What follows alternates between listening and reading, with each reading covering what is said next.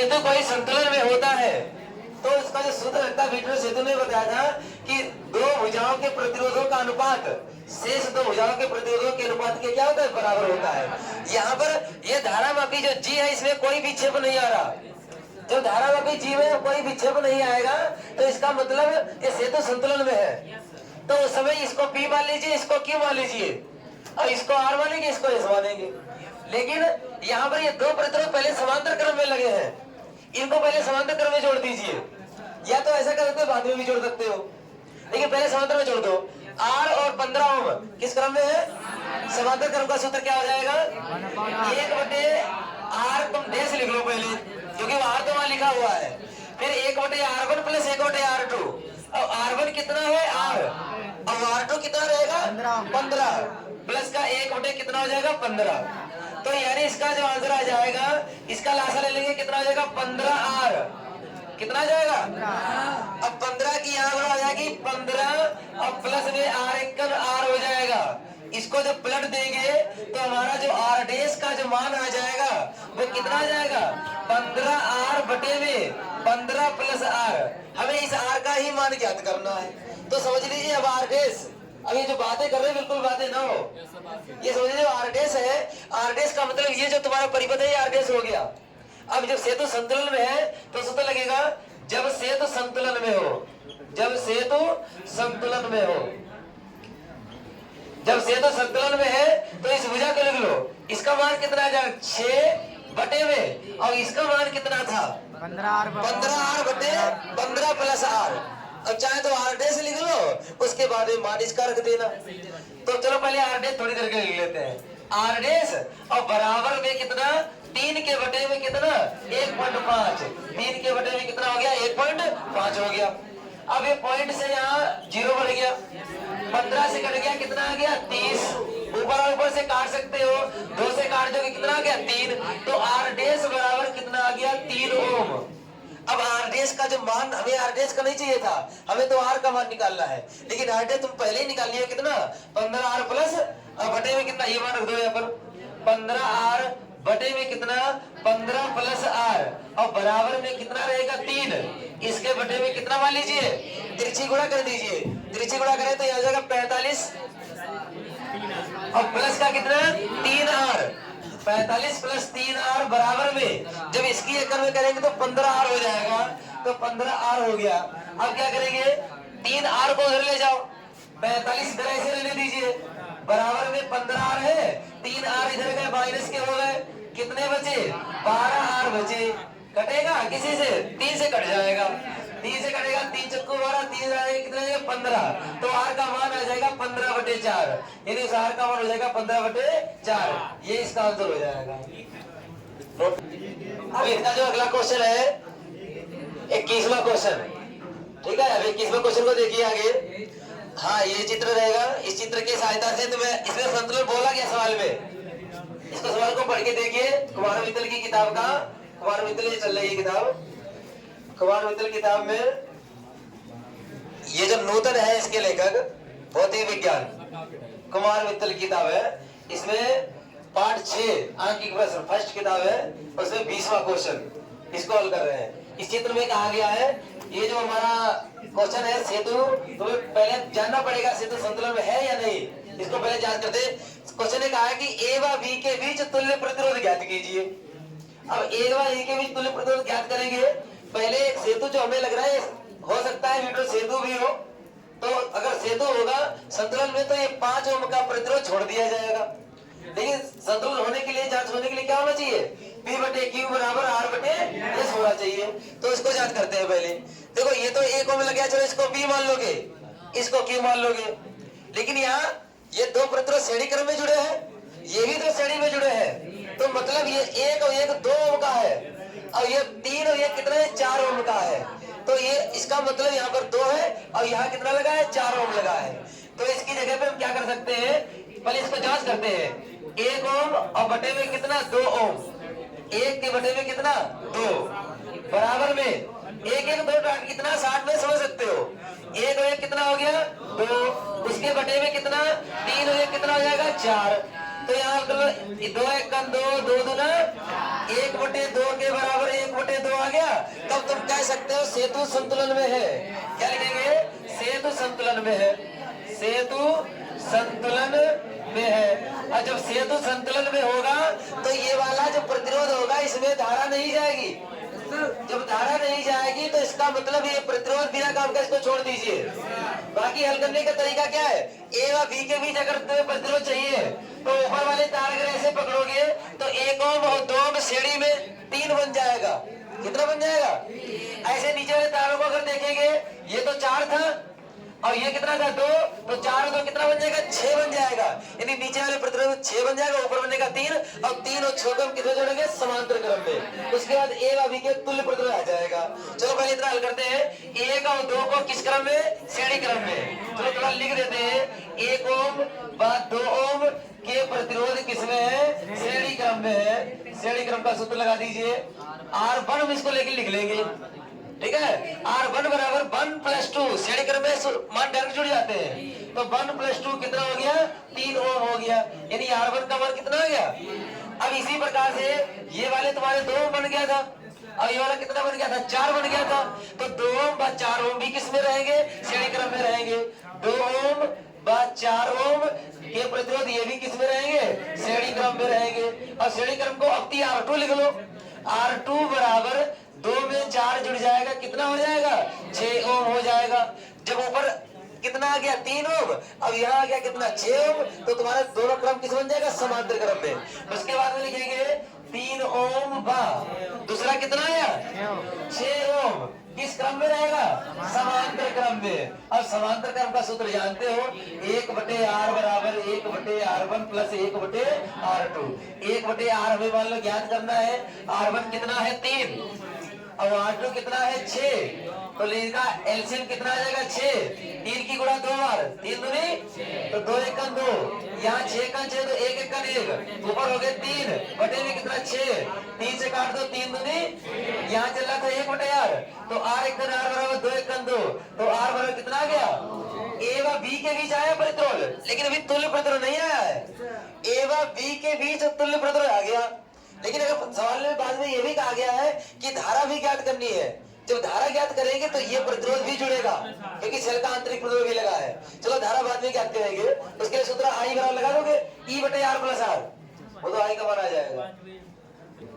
तो इस परिपथ में लिखा था क्वेश्चन में, ए व बी के बीच तुल्य धारा ज्ञात करनी, प्रतिरोध नहीं। प्रतिरोध तो ज्ञात करेंगे, लेकिन क्वेश्चन ये लिखा परिपथ का तुल्य प्रतिरोध ज्ञात कीजिए। तो मतलब ये तो तुमने चलो ए व बी के तुल्य प्रतिरोध आ गया, तो ये वाला छूट रहा, इसको भी जोड़ दीजिए श्रेणी क्रम में, तब हो जाएगा परिपथ का तुल्य प्रतिरोध। उसके बाद में धारा ज्ञात कर लेंगे, ए व बी के बीच तुल्य धारा। तो यहाँ से जब धारा जाएगी तो ए व बी के बीच तुल्य धारा हो जाएगी। इसी क्वेश्चन में अभी परिपथ का तुल्य प्रतिरोध नहीं आया है। अभी ये सेल का आंतरिक प्रतिरोध भी था 0.5, तो वो दोनों किस क्रम में जाएंगे? श्रेणी क्रम में। तो अब लिखेंगे परिपथ का कुल प्रतिरोध या तुल्य प्रतिरोध लिख लो। परिपथ का तुल्य प्रतिरोध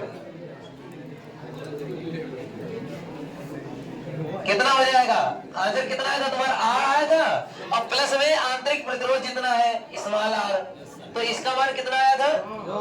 2 आया था, और आंतरिक प्रतिरोध था 0.5, तो कितना हो जाएगा? 2.5 ओम। ये इसका आंसर हो जाएगा। ए व बी के बीच धारा ज्ञात करनी है, तो धारा ज्ञात करेंगे ए व बी के बीच धारा।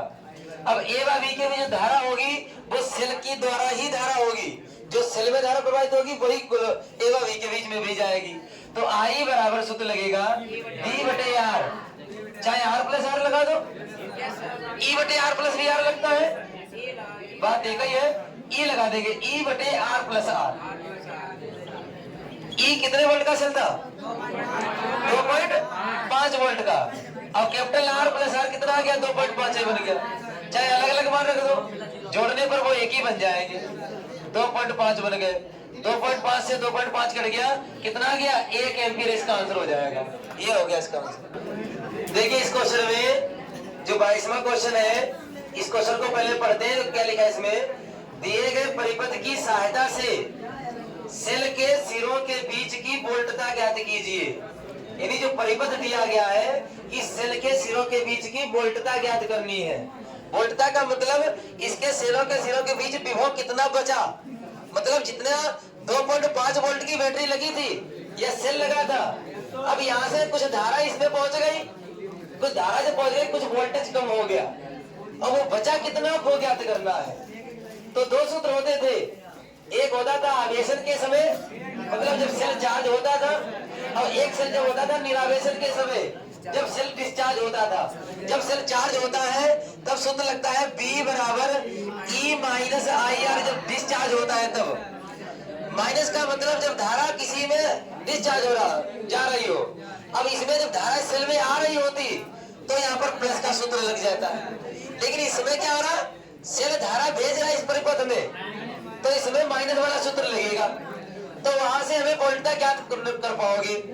यानी E तो दिया गया है 2.5, अब I ज्ञात कर लो, आंतरिक प्रतिरोध तो है ही 0.5, तो धारा I का मान ज्ञात करना है।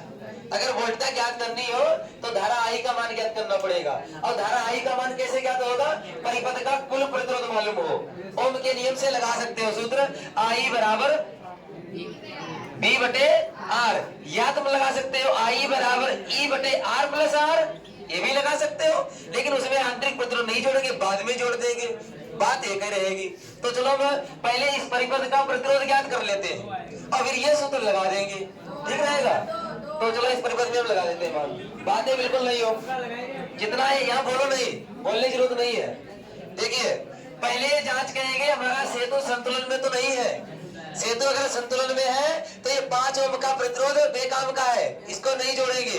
संतुलन की जांच करने के लिए इसके बटे में इसको लिखते हैं 1 के बटे में 2 बराबर में 2 के बटे में 4, 2 के बटे में हो गया 4, तो ये तो सेतु संतुलन में आ गया।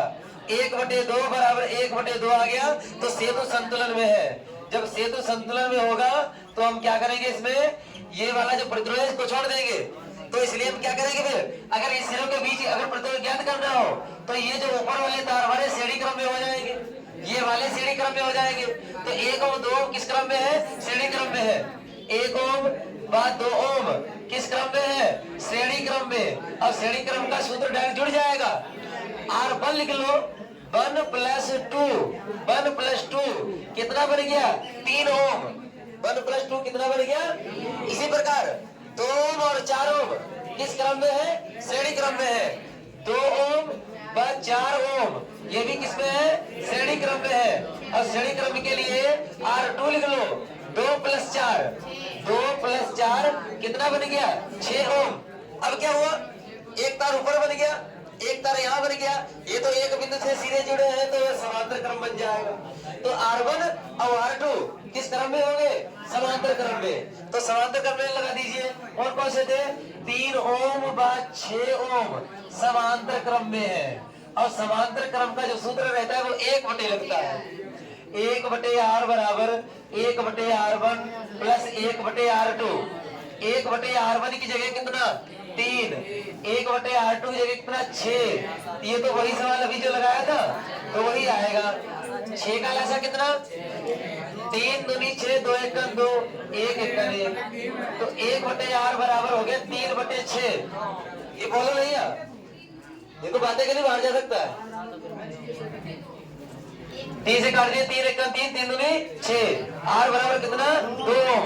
अब यहाँ पर जो हमारा परिपथ का मान आ गया वो कितना आ गया, 2 ओम आ गया। अब लेकिन इसको चलो धारा उसी साथ में कुल नहीं जोड़ते हैं, सूत्र ही लगा देते हैं धारा ज्ञात करने के लिए। I बराबर E/R प्लस R लगा दो, क्योंकि वोल्टता अगर ज्ञात करनी है तो उससे पहले हमें अगर धारा नहीं ज्ञात होगी तो वोल्टता नहीं ज्ञात कर सकते। तो मान रख दीजिए E होता है सेल का विद्युत वाहक बल, कितना लगा, 2.5 बटे में इस R का मान कितना और स्मॉल r का मान कितना। ये तो क्वेश्चन भी वही था शायद, उसमें भी आंसर यही आया था, तो खाली चेंज हो गया थोड़ा सा, 2 पॉइंट से पॉइंट हट गया, 25 एकदम 25, तो I का मान कितना आ गया, 1 एम्पियर। तो I बराबर कितना आ गया, 1 एम्पियर आ गया। जब धारा का मान 1 एम्पियर हो गया तब हम वोल्टता ज्ञात कर सकते हैं। V बराबर E माइनस IR, E की जगह 2.5, I की जगह 1 और R की जगह 0.5, तो कितना बचेगा, 2 वोल्ट। तो 2 वोल्ट इसका आंसर हो जाएगा। देखो 23वां क्वेश्चन है इसमें। 23वें क्वेश्चन में जो लिखा गया है, कहा गया है दिया गया परिपथ आरेख संतुलित भीटरूट सेतु है। तो भीटरूट सेतु में पहले ही क्वेश्चन ने बता दिया है, तो आर के मान की गणना कीजिए। पहले हम चित्र बना लेते हैं इसका। देखिए इस क्वेश्चन में कहा गया है दिया गया परिपथ आरेख संतुलन भीटरूट सेतु है और आर के मान की गणना कीजिए। तो इसमें जो सेतु है संतुलन पहले से ही है। अगर सेतु संतुलन पहले से ही होता है तो हमें जांच करने की जरूरत नहीं है, पहले जांच करते थे। इसमें जो आर दिया गया ये मान ज्ञात करना है। ऐसा सवाल लगा चुके हैं अभी। तो ऐसा सवाल मैंने लगाया था, इनको पहले क्या करेंगे समांतर क्रम में जोड़ दो। इसी प्रकार तो लगाया था, चलो पहले इसी को जोड़ देते हैं समांतर क्रम में। तो इनको समांतर क्रम जोड़ेंगे तो आर और 15 ओम किस क्रम में है? समांतर क्रम में है। अगर समांतर क्रम में है तो इसका सूत्र 1/, हो जाएगा 1/r लिखा था। 1/r बराबर 1/r प्लस 1/15। तो अभी इसको हल किया था, 15 ऊपर हो गए प्लस में r एक r बटे में हो जाएगा 15r। अब यहाँ क्या चल रहा है? 1/r। इसको पलट दीजिए तो ये भी पलट जाएगा। तो r बराबर 15r के बटे में 15 प्लस r, यानी यहाँ पर जो प्रतिरोध जुड़े थे वो एक प्रतिरोध बन गया। कितना? 15r बटे में 15 प्लस r का मान बन गया। उसके बाद हम क्या करेंगे? P बटे Q बराबर r बटे S। ये कब लगाएंगे? जब सेतु संतुलन में होगा। और सवाल में ही बताया गया कि सेतु संतुलन में है, यानी धारा मापी का कोई विक्षेप नहीं है। जब संतुलन में है तो लगा दो, जब सेतु संतुलन में हो। जब सेतु संतुलन में है, अगर संतुलन में है तो लगाओ 6 के बटे में r' लिख लो एक बार। 6 के बटे में कितना?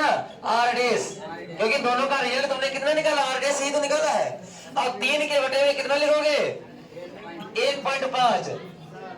0 हटा, ये तो क्वेश्चन अभी था लगा था, यही क्वेश्चन भी था। कितना था? 2 आ गया। 2 से इसको काट दे कितना आ जाएगा? 3। तो r' बराबर कितना आ गया? 3 ओम आ गया। लेकिन हमें r का नहीं, r' का नहीं, हमें r का मान चाहिए। अब r' का मान तुम कितना निकाले हो? 15r बटे में 15 प्लस r बराबर में 3, इसके बटे में 1 मान लीजिए। फिर इसी गुणा कितना? 45 प्लस 3r और बराबर में कितना? 15r। ये तो वही क्वेश्चन ही है, आंसर भी। इधर 3 घट जाएंगे, कितने आ जाएंगे? 12r। तो 3 से काटा भी था हमने, तो यहाँ आ गया था 15/4। तो ये इसका आंसर हो जाएगा। ये तो वैसे होमवर्क होना चाहिए था।